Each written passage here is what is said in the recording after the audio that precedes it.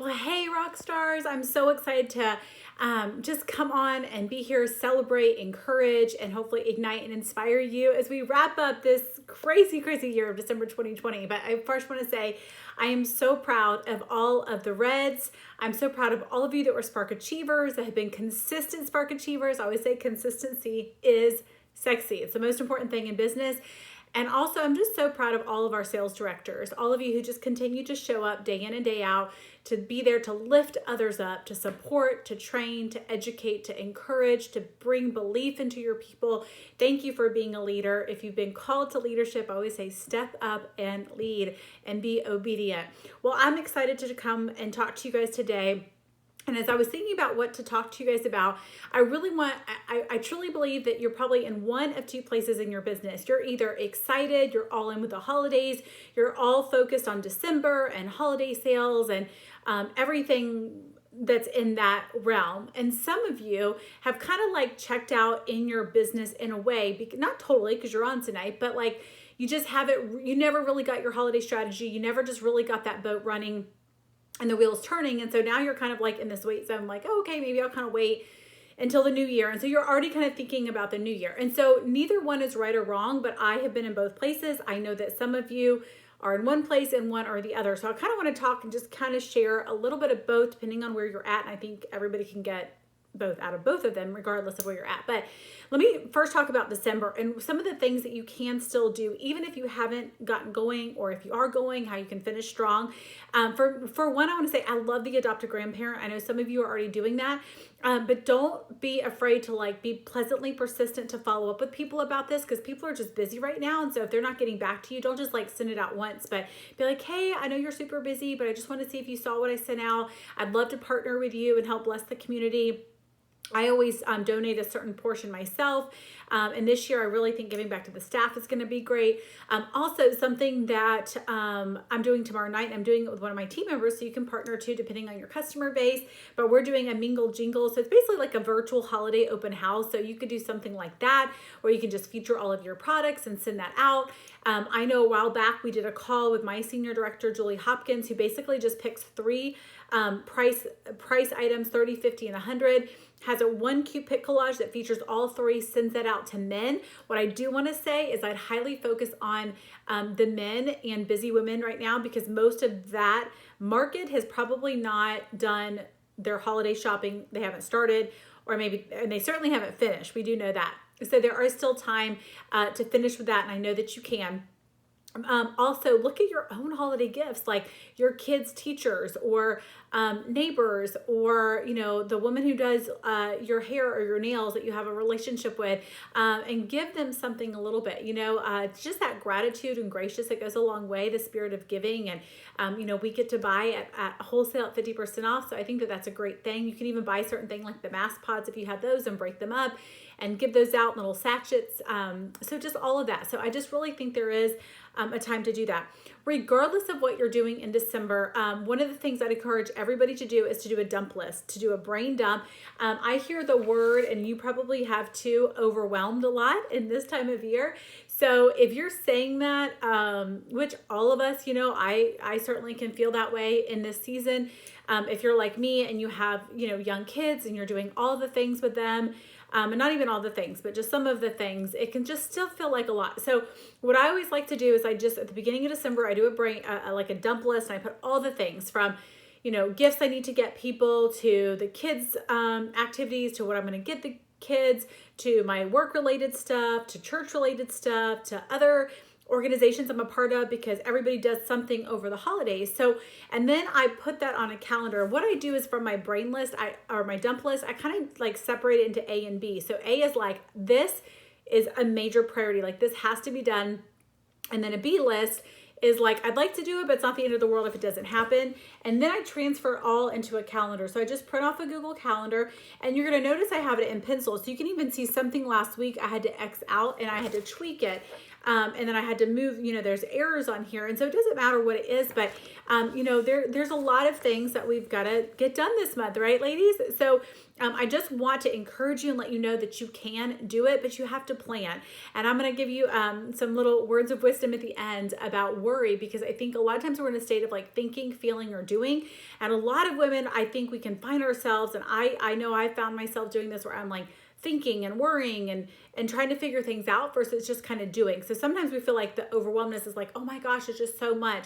Do your dump list, get it on the calendar, and then just look at the calendar every day, a couple times, and make sure you're honoring the things that you said were most important. And don't forget to remove the things that aren't, because not everything is that important in the season. So there are certain things for me that I have little kids that are non-negotiable for me for this. So I have to create boundaries around that. There'll be different seasons when I don't have young kids that I can do more in other areas. So again, you just have to honor your priorities, and y'all know I'm big on that. So the other thing I would say is that everybody should have a goal right now.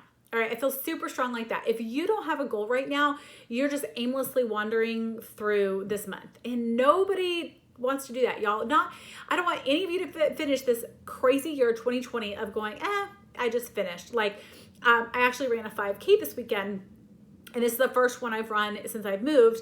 And so I'm used to running a lot down south, and so they would have the mile markers, and I kind of could tell, like, when I was doing them. Well, this one, we didn't have that. So when I was getting to the end, I didn't know it was the end. And normally if I know it's the end, I sprint like the last, bit to be able to do that. And so it's the same thing, you guys. When we have a goal or we don't have a goal, we're just kind of like jogging. We don't ever pick up the pace to like finish it. And so I think it's important to have a specific goal.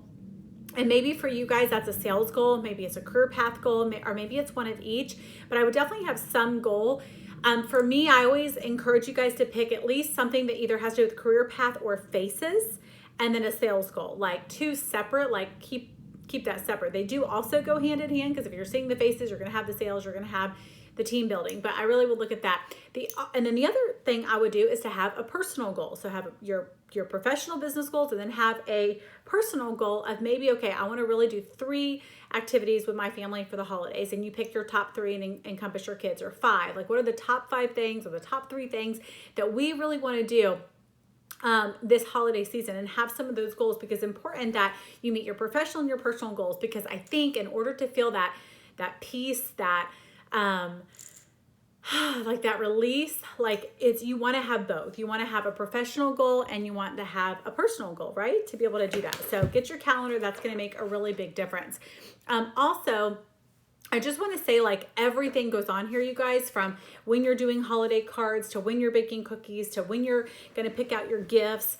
All of that on there, and try to be strategic about it, because I really have 2 separate times I'm doing gift wrapping, and that's it. And it drives my husband bananas. He's like, I want gifts under the tree. I'm like, fine, you can wrap it, but I'm not wrapping gifts yet. I have so when the kids, the last day they're in school, I'll wrap anything else from them, and then I have a day when they're home after the holidays get out that we'll wrap them together so that they can help out for like extended family gifts. So everything is pretty strategic. So that's why I'm saying map it out early, so you're not feeling that overwhelmness. There is time to get everything done, but you have to plan. You have to plan for that and kind of put it in. Also, is communicate with your family if you have a goal. Like, I know we know that, but sometimes we don't, and then we're getting frustrated, or we're taking things out on them, but they're like, I didn't know you had a goal that you were finishing. So do that. But I would just say, if you guys could all repeat after me, I would say I will not be overwhelmed. I will not be overwhelmed, because I don't want that for any of us. This is such a beautiful time. This is such a beautiful season. I can remember last year in December, I made the choice to go through a 21-day brain detox, and I got off social media during that 21 days. And you guys, it was one of the best things that I did. It was like one of the best holiday seasons. I was so present. I was still working. I was still doing all, things, but I just wasn't so caught up in like the hustle bustle that I could be really present. And I want that for everybody. So one of the things that when I think about overwhelmment and why so many people are, and why I want to remove that from my vocabulary, and I'm sure you guys, I would love for you to remove that from your vocabulary and choose that. But one of the things is saying, like, instead of saying I'm overwhelmed, like replace that with I choose to be organized. I choose to be organized. If you know me at all, I wouldn't define myself, I wouldn't describe myself as an organized person. So I'm saying this like I choose to be organized. So I'm not saying I'm an organized person. It comes naturally to me, that's a gift, and some people that does come, but I can choose to say, hey, this is important, because if I don't do it, then my life is going to get out of control and spiral out of control, which it certainly has done. But here's the thing, is I really would say, instead of saying, oh, I'm so organized, but I choose to be organized, and I plan, and I want to be a good steward of my time.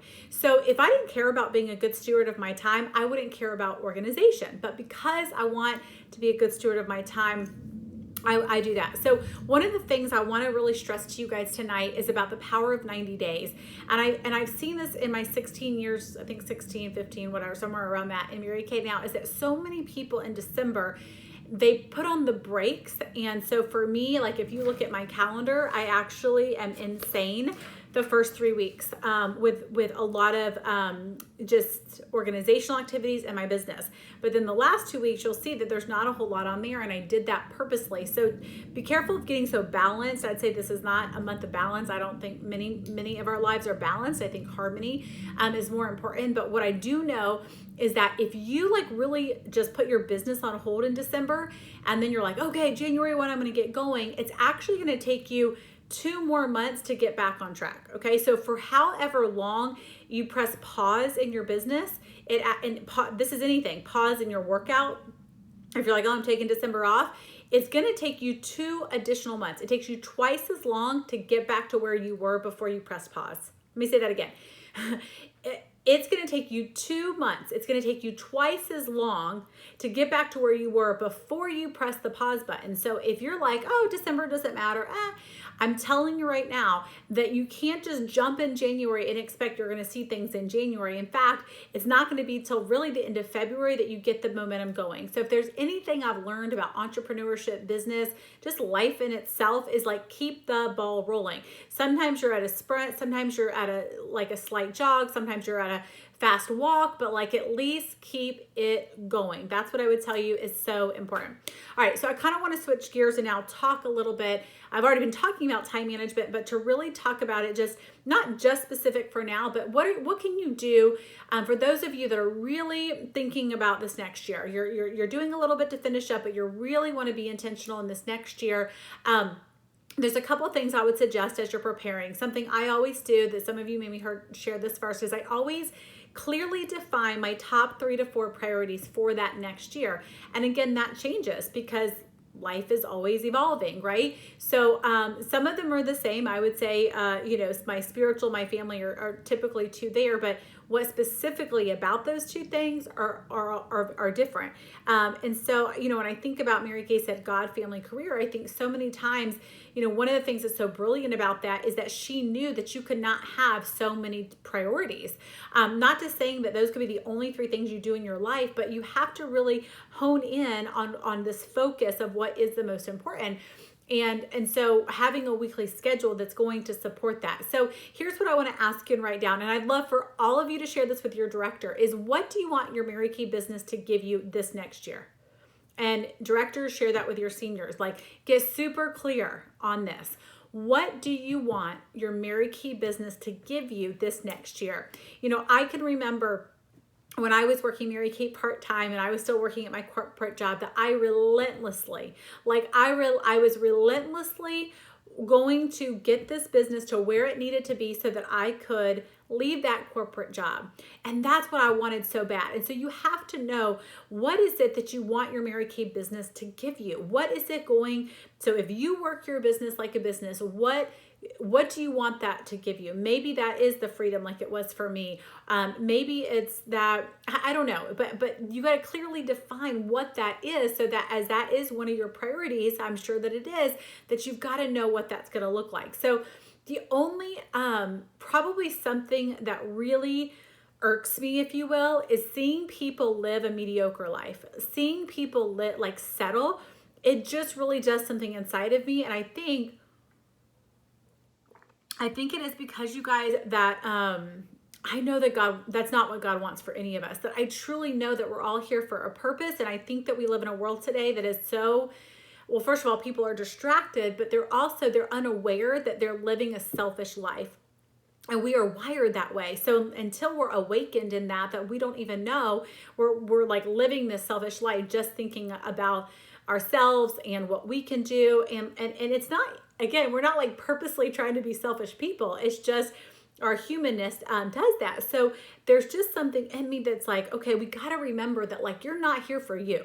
You're not here for you. You're here for a bigger purpose. And so, let's not just be like, we're not called to be, you're not on this call, okay, because you're called to just get by, or because you just want to live an average life. Like, that's not us. That's not us. So we got to make sure that what we're saying in here and here is also walking out in what we're doing, and not just what we're saying or feeling or thinking. So here's the thing that I always kind of default and go back to, is that everybody has 24 hours in a day. Yes? Everybody has 24 hours in a day. And I have been guilty of being like, oh, my schedule is Y ... But really, you guys, it's just an excuse. And so one of the things I do every year in preparing for this new year, and I try to do it that week before Christmas and New Year's. This year for me, I'm going out of town that week, so it probably won't happen until the new year, which is okay. But if you can do it kind of before that, and I'm already prepping for that, so once I sit down and do it, it'll be easy because I've already been kind of journaling about it. But at the end of the day, because you only have 24 hours in a day, you've got to look at all the things that in your life and say, like, why am I doing this? Like, you have to go through one by one and really dissect it, and you're going to have to remove some things. And so one of the things I realized is I was a stacker. I was just stacking, so I wasn't really removing things. I was just adding more. And that's, eventually will create burnout or exhaustion or just overwhelmment, right? Nobody can kind of do that. So it's not just about time management, you guys. It's really about prioritizing your time. So that's why you got to start with the priorities first, and then from there decide, okay, I'm going to take these things and I'm going to see I'm going to clearly define my goals for each one. So like your Mary Kay business, the big one is, what do you want your Mary Kay business to give you? And you identify those goals, and then you're going to identify the action steps under each goal. So you may have, for example, 3 goals in your Mary Kay business. So one may be earn a car. One may be, the Queen's Court or Princess Court, National or Princess Court of Sales. The other one may be to, build 100 new skincare customers. So then under each one, so your car goal, your sales goal, and then your customer goal, you'd have specific action steps under each one that you would want to do. I heard this cute little story one time about time management. It says, a crow was sitting on a tree doing nothing all day, and a rabbit asked him, can I also sit like you and do nothing all day?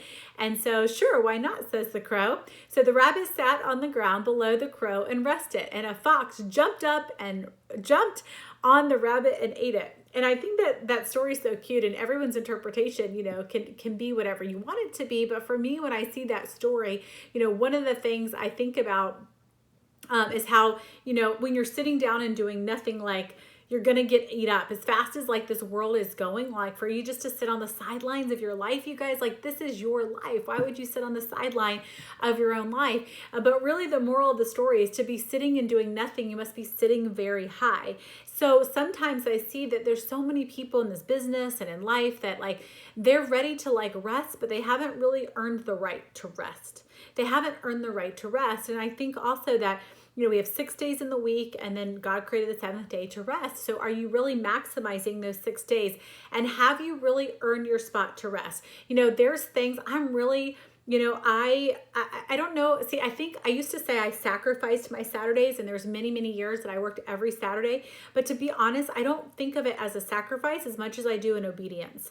So I was obedient to work my business like that. And I did it, and I worked it really hard when I did, because I was thinking about my future and I was creating that. And so now I have choices, and I have more options to rest, because I have moved up to a higher level, that I've earned the right that I can still do that. So I'm not sitting doing nothing and resting all day long. That's not the moral of the story.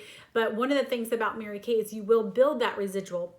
You will build something. And so have you done the things? So many times we'll look at people in their life and you're like, oh man, I admire this, or I'd want whatever, you see something you admire about their life and want to have that, or to be like that. But I would say, are you willing to do the things? And again, I think so many people have to be careful of sacrifice. I think that's kind of I don't know, when I think about sacrifice, there's a lot more things to sacrifice.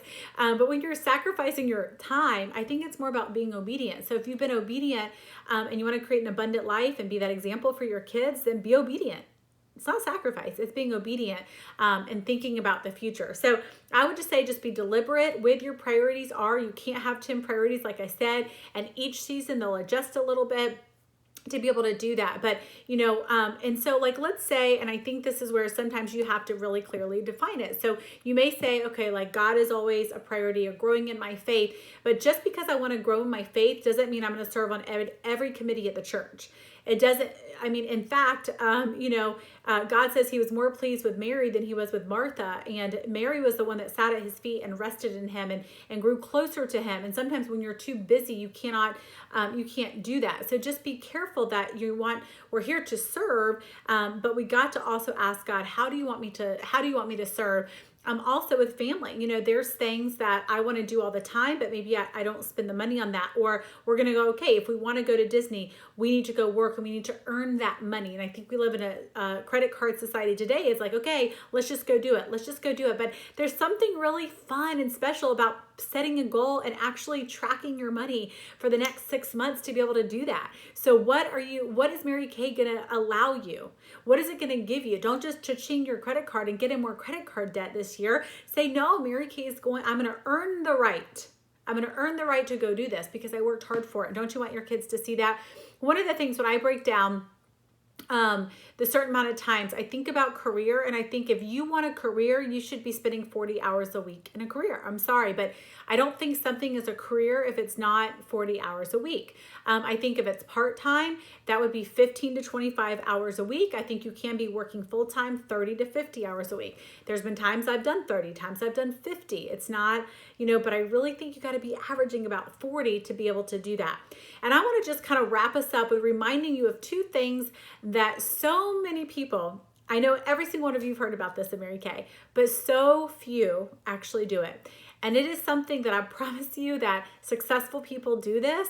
And I just want to challenge you as we embark on a new year that you say, you know what, I'm going to do the habits that I know successful people do.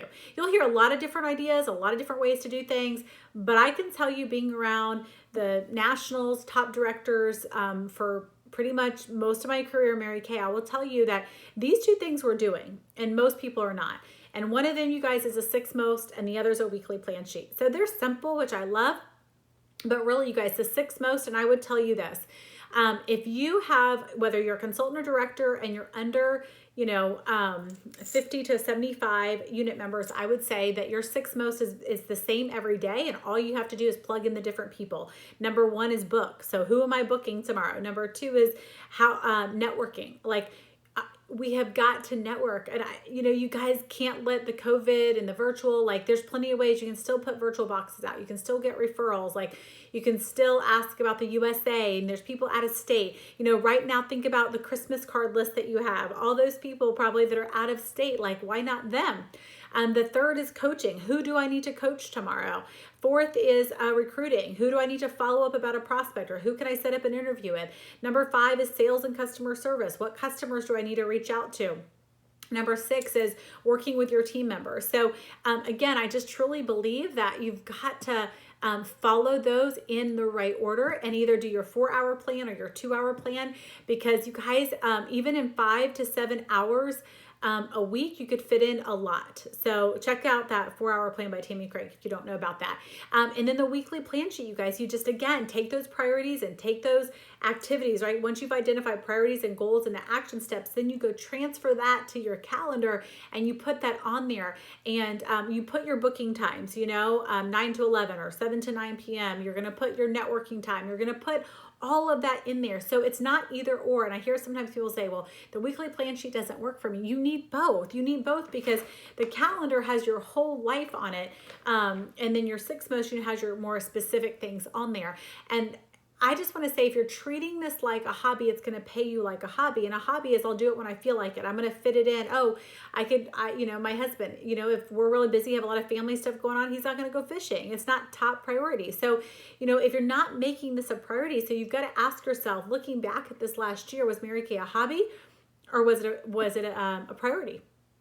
because it can't be both. So if you want this next year for Mary Kay to be a priority, then you have got to get some clear defined times that you're going to respect this as a business. And I know some of you like the freedom, and I do too, but because I'm willing to be structured in my schedule, it allows me to have the freedom and actually have the money and the time to do what I want to do in that free time. So I'll say that.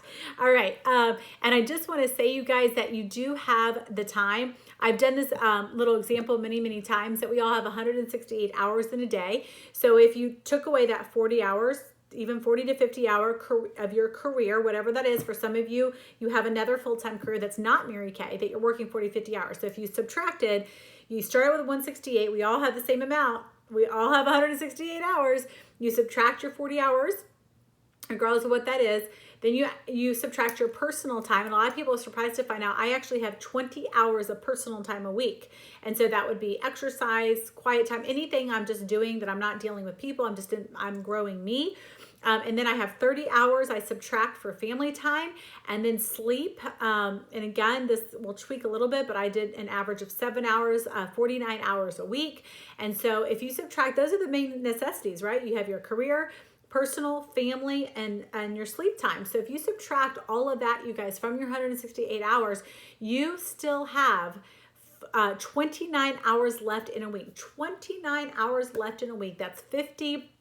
So even if you have a 50-hour career that you're working 50 hours, that's 2.7 hours you could still work. And so another career, that's 3 to 4 hours per day. So still 3 to 4 hours a day, you guys. And in your personal time, you have 20 hours. So you could, if you want to watch a show, whatever, that's 20 hours that you can do whatever you want to do personally. So I just want to really say that don't use that excuse. We all have 24 hours in a day. And so prioritize what really matters to you. And I want to just leave you with this question. And don't forget, I want all of you to send to your director or to your senior national, whatever, who, depending if you're a director or consultant, but send to her, what do you want your Mary Kay business to be used for? What are you going to use that Mary Kay business? And I want you to come up with something tangible.